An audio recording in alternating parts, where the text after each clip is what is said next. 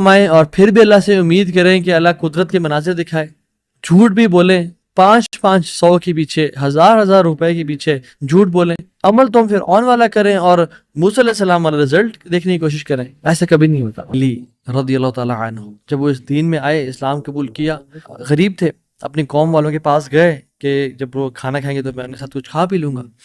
جب انہوں نے کھانا پکایا اور سرو کیا تو کھانے لگے تو دیکھا اس میں دم مسفوح پکا ہوا ہے.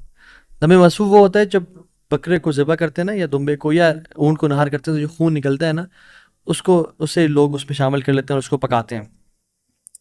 کچھ روایت میں تھا کہ وہ خنزیر بھی اس میں تھا، جو کہ دونوں حرام ہیں.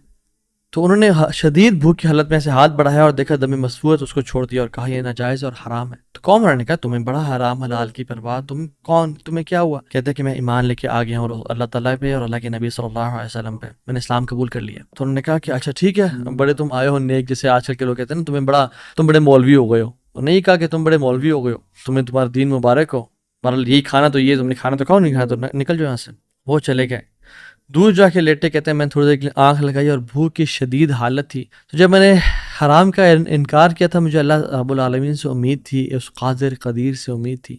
آنکھیں میں نے کھولی تو میں نے دیکھا ایک پیالہ پڑا ہوا ہے. اس کو جب میں نے دیکھا تو اس میں دودھ ہے، اور کہتے ہیں میں نے اس کو پیا بسم اللہ پڑھ کے. کہتے ہیں کہ اس سے زیادہ میٹھا، اس سے زیادہ سفید اور اس سے زیادہ ٹھنڈا دودھ میں نے آج تک اپنی زندگی میں نہیں پیا تھا. اتنا خالص دودھ. کہتے ہیں اور میری رگیں سیراب ہو گئیں اور پورے نا، یعنی جو ایک ڈرائنس تھی میرے اندر بھوک کی وجہ سے، وہ بالکل ختم ہو گئی.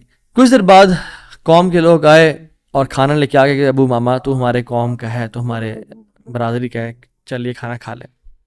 تو انہوں نے کہا کہ میں حرام نہیں کھاتا اور مجھے، تو انہوں نے کہا کہ ابو ماما تو نے ایک تو پہلے دین کو چینج کیا، پھر تو بس جھوٹ بولنے شروع ہو گیا ہے، کیا مسئلہ ہے تیرے ساتھ، کوئی مسئلہ ہے؟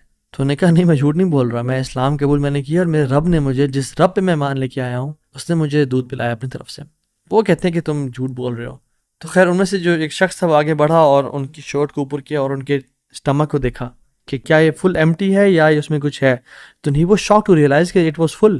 وہ بڑے حیران ہو گئے. تو نے کہا کہ جس رب پہ میں مان لے کے آیا ہوں نا، اور میں نے حرام کے لقمے کا انکار کیا ہے، اس رب نے مجھے دودھ پلایا ہے. اور ابو ماما الباہلی رضی اللہ عنہ کی یہ کیفیت کو دیکھ کے ان کا سارا قبیلہ انہوں نے اسلام قبول کر لیا. اگر ہم حرام کا انکار کرتے ہیں اپنی زندگی میں، we make it a point کہ حرام لقمہ ہم نے نہیں کھانا، تو اللہ تعالیٰ کس طرح سے اپنی قدرت کے مناظر ہمیں دکھائیں گے. دیکھیں ہمیں اگر اللہ تعالیٰ کی قدرت کے مناظر اپنی زندگی میں دیکھنے ہیں نا، اور ہم چاہتے ہیں کہ اللہ تعالیٰ ڈائریکٹ انٹرفیئر کرے اور ہماری زندگی کو آسان کرے، تو ہم نے حرام لقمے سے دور رہنا ہے. کہہ دیں لوگوں کو کہ نہیں کریں گے ہم بینک کی جاب، نہیں کھائیں گے ہم سود، نہیں بولیں گے ہم جھوٹ، ہاں بھوکے مر جائیں گے لیکن ہم گناہ نہیں کریں گے، ہم جھوٹ، ہم حرام لقمہ نہیں کھائیں گے.